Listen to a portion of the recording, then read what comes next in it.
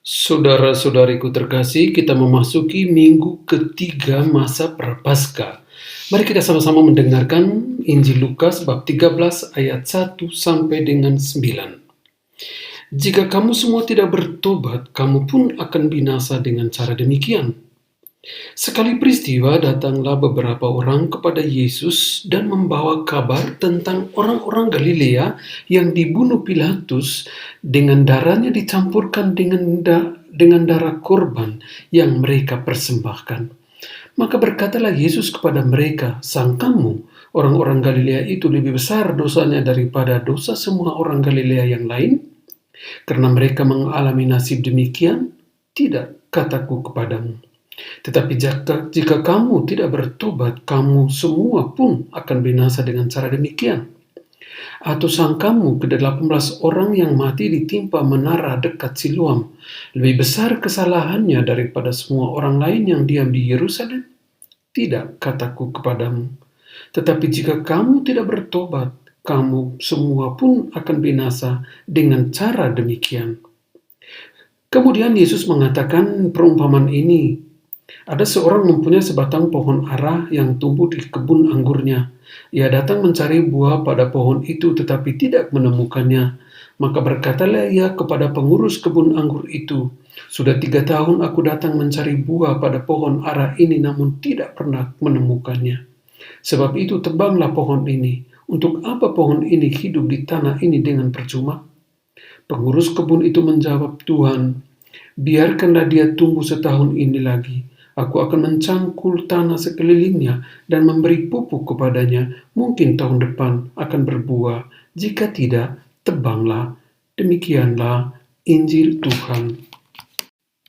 Kalau saya ditanya, apa pesan dari perikop Injil hari ini? Saya bisa katakan dalam satu kata saja, yaitu bertobat sekarang.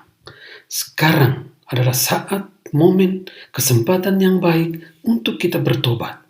Tidak boleh ditunda dan tidak bisa ditunda. Itu pesan Injil hari ini. Bahwa hidup kita setiap hari ini adalah proses bagaimana kita bertobat, bagaimana kita menjadi baik setiap hari, bagaimana kita berusaha untuk menjadi lebih baik dari hari kemarin. Kita lihat bagaimana Injil hari ini memberikan 3 nasihat utama. Dan nasihat utama ini berangkat dari peristiwa konkret yang dihadapi. Pertama, yaitu ketika orang-orang datang memberitahu kepada Yesus tentang kelakuan Pilatus yang membunuh membunuh orang dan darahnya dicampur dengan persembahan. Yang kedua, ketika orang mengalami kecelakaan. Ya, mereka menyangka bahwa mereka yang mengalami hal-hal seperti itu adalah kutukan dari Tuhan. Tidak. Tetapi peristiwa atau kejadian-kejadian konkret setiap hari ini dijadikan oleh Yesus sebagai satu proses pengajaran, sebagai satu peringatan bahwa bertobat itu penting, harus mulai sekarang dan di sini. Tidak bisa ditunda. Bahwa hidup kita itu bukan ada di tangan kita. Proses perjalanan hidup kita, entah baik entah buruk yang kita alami setiap hari, tidak berada di dalam kuasa kita sendiri, melainkan berada di atas tangan Tuhan. Maka apa yang harus dibuat kalau memang hidup kita ini ada di tangan Tuhan? Jadikanlah hidup ini sebagai satu proses pertobatan yang terus-menerus. Nasihat ketiga Yesus berdasarkan perumpamaan tentang pohon ara. Perumpamaan ini sebenarnya memperlihatkan tentang kesabaran dan kemurahan hati Allah terhadap ketidaksabaran manusia.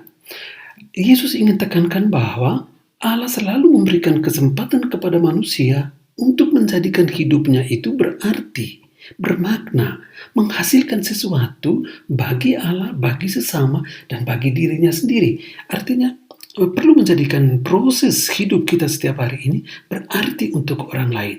Berarti dalam arti ya bisa berbuat baik untuk orang lain, bisa bersabar dengan orang lain, bisa memaafkan sesama, bisa mengasihi sesama, bisa membuat orang lain itu merasa dikasihi. Itu sebenarnya proses kita juga bertobat untuk menjadi lebih baik. Kalau hari ini saya belum bermurah hati, maka besok saya bisa lebih bermurah hati.